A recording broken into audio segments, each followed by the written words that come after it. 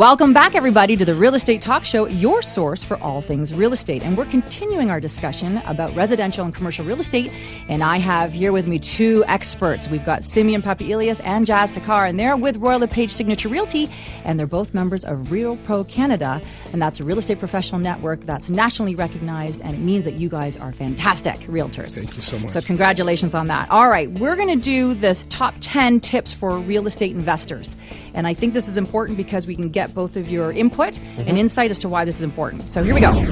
Number one, everybody, real estate investing is a business and you should treat it as such. Simeon, why? Because it's your money that you worked very hard for, you invested it, and unless you treat it like a business and give it the respect it deserves, it will treat you the exact same way. Nice. All right. Do you have something to add, Jazz? Actually, I couldn't even add anything more to what Simeon just said. He said it perfectly.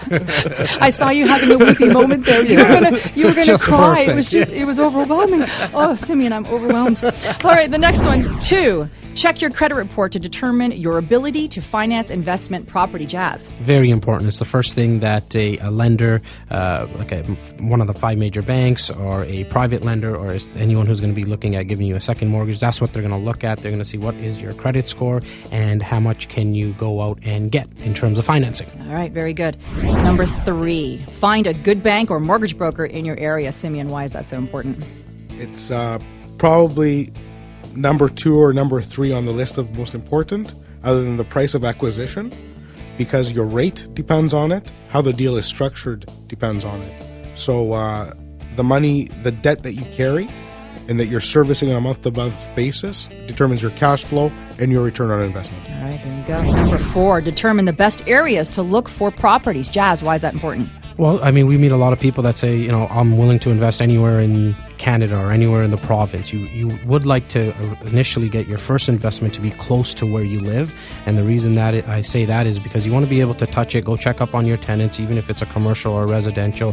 You never know, things come up. And, if it's your first investment, you're just getting your feet wet, you probably want to manage it yourself and you want it to be close. You don't want to be taking flights or driving 2-3 hours just to get to the property. All right. And Simeon, why is it important also in terms of just knowing the trends? Because certain neighborhoods, of course, are what we call up and coming. And a lot of people may not know that, but you guys are in the know of that because you know what's going to happen soon. I think that's more for not the first-time investor. The first-time investor, I think, should stay near home and be very cautious, be able to learn the process and become fluid in it. When we're looking at upward trends and we're looking at investing in new neighborhoods, that's more for, it's a little bit riskier because the plan may not pan out. Right. The funding by the government to redo the whole subway line in that direction, somebody else got voted in, they scrapped it all in one afternoon, and your life just changed. So lots of variables, lots of unknowns. And again, you have to do a lot of research, work with people that are savvy with city planning, with where the city is going, what areas are happening. That brings me to number 5, Simeon. Talk with other investors about local real estate market. All day long. That's all you should be doing. Well, it's the game that you're going to be getting involved in. You're going to be investing. You want to talk with other investors, and especially what Simeon mentioned earlier in terms of the fear of the unknown. You'll know that other guys have pulled the trigger in getting a property. And when you're talking with other investors, they know private deals that are out there. They know great lenders as well.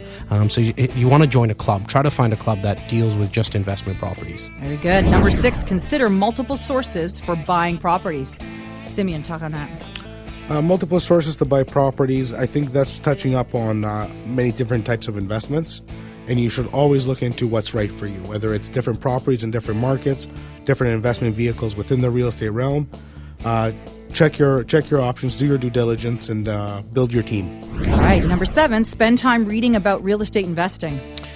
You got to get educated, and this is a great place, and give any one of us a call, and we'll make sure that we sit down with you. But pick up some books. There's fantastic books at local libraries that you can pick up on, and guys who have done it thousands of times. And so you got to read. There's no shortage of resources out there. I mean, there's investment clubs out there. We need to take a short break, but when we return, I know that Jazz and Simeon, you're going to love this one. You ready? Find a good realtor to help you locate properties. We have no bias on that.